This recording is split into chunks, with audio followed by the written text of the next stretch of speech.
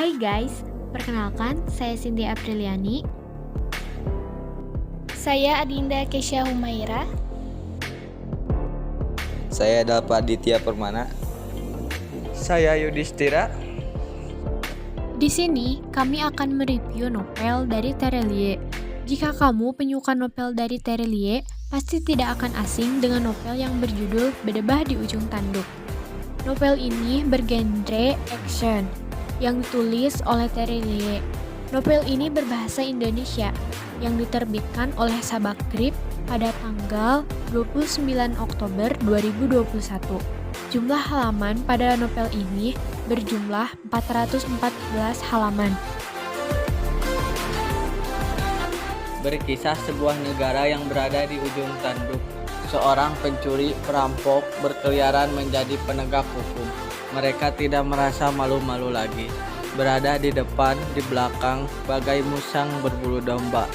Di depan wajah mereka memberi senyuman, penuh dengan penatraan, namun di belakang penuh dengan tipu-tipu.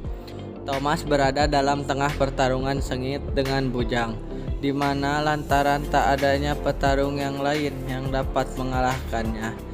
Dalam klub pertarungan lainnya, tokoh Thomas dapat dalam buku karya Terelie ini pun mengundang tokoh Bujang untuk meramaikan. Pada tengah dua seru yang dilakukan oleh kedua tokoh tersebut, gedung yang mereka jadikan tempat bertarung diserang oleh rombongan bersenjata.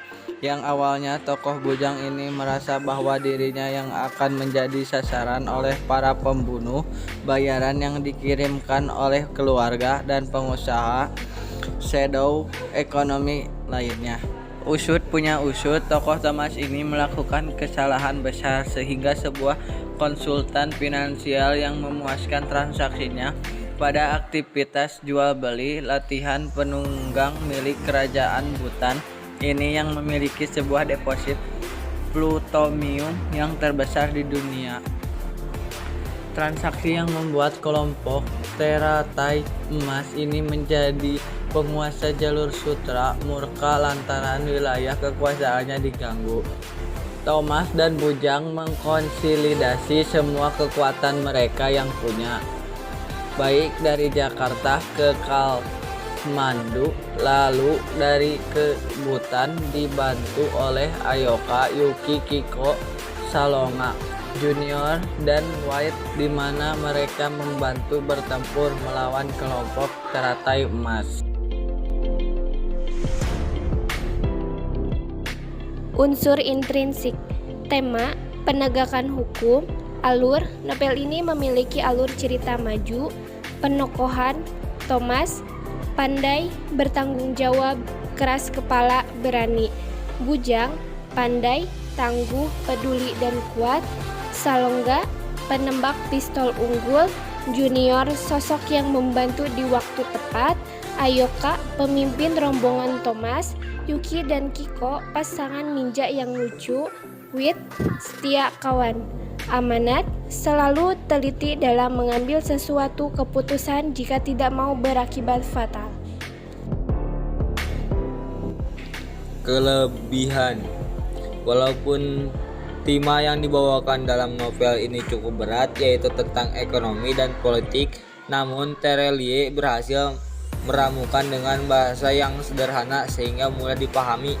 Dalam novel ini banyak adegan action yang menegangkan, selain mengandung pesan moral yang mendalam seperti menghargai prinsip-prinsip kesetiakawanan, pengorbanan, kejujuran, dan lain sebagainya.